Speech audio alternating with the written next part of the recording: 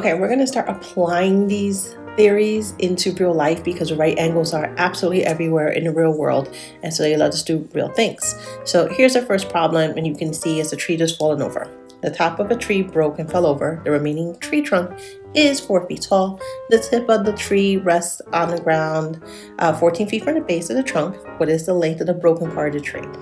And just seeing in the top, in that little right corner, that would make a right angle if that tree trunk is absolutely vertical and perpendicular to the line. So we want to know what is the length of the broken part of the tree. And we know the two sides of the right triangle, 14 and 4. So we know that one as well. So we know what our plan is going to be. We're going to use a theorem, sub, and solve. That's going to be our goal. And we definitely know it's going to be solving for C because it is that side of the tree, the broken part, is right across from that 90-degree angle. Hit pause so you can jot this plan into your notes.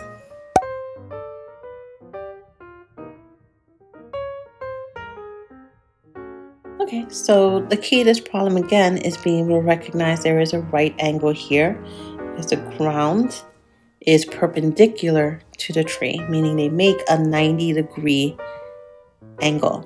And you can see that this is a right triangle, so we're going to use our formula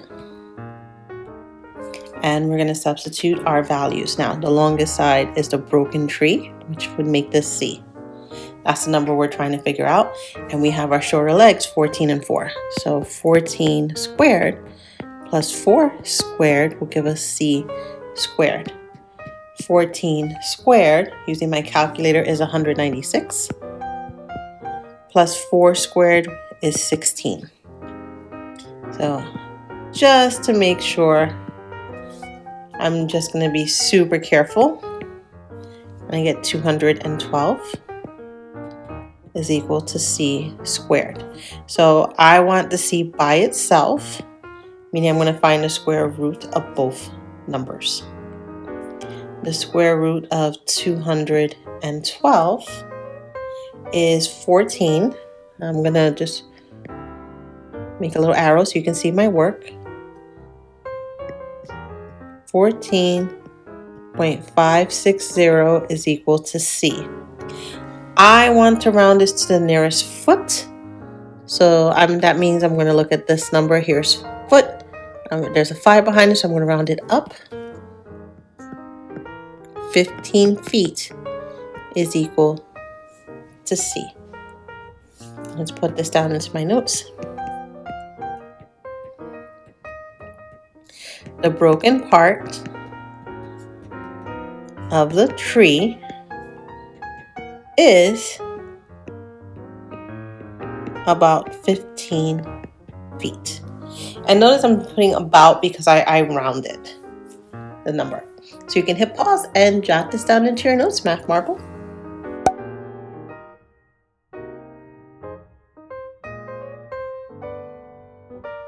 Let's jump into our second problem, and you're probably thinking, Miss, I don't even see a triangle, but we're going to make one. A rectangular flower bed is 9 meters wide and 17 meters long.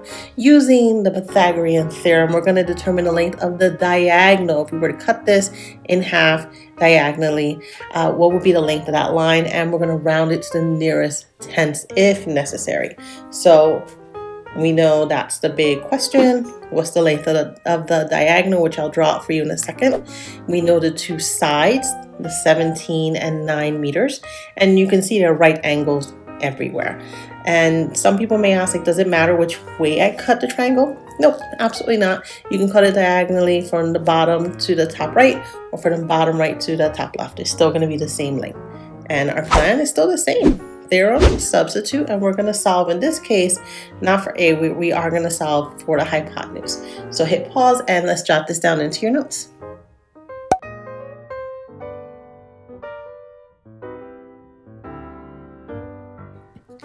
I'm going to draw my diagonal line so we can see it.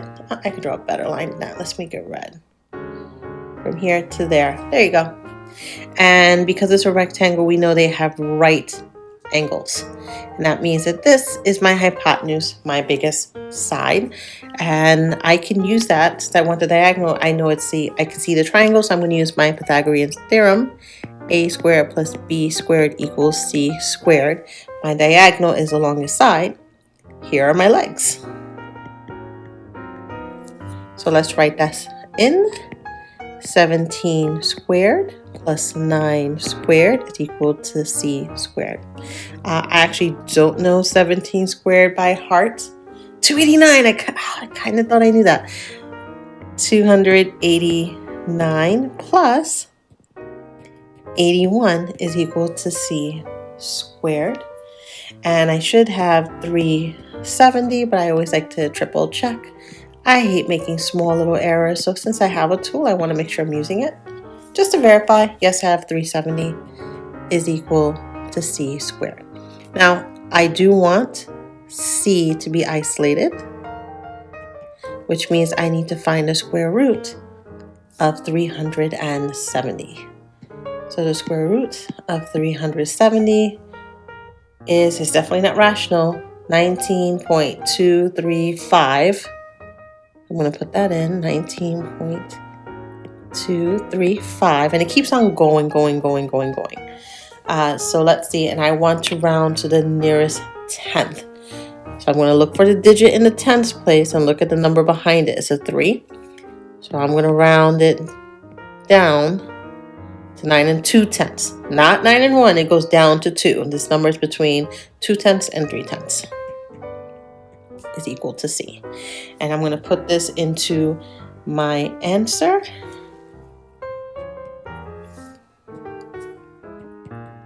The diagonal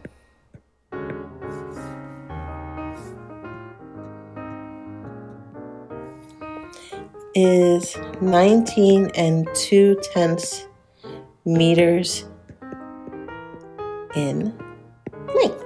So there you go, Math Marbles, hit pause. I love how you could actually use Pythagorean theorem when you're working with rectangles as well, specifically when I want to know the length of the diagonal.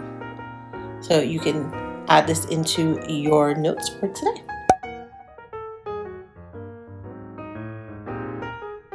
And I hope this is also becoming easier for you to do.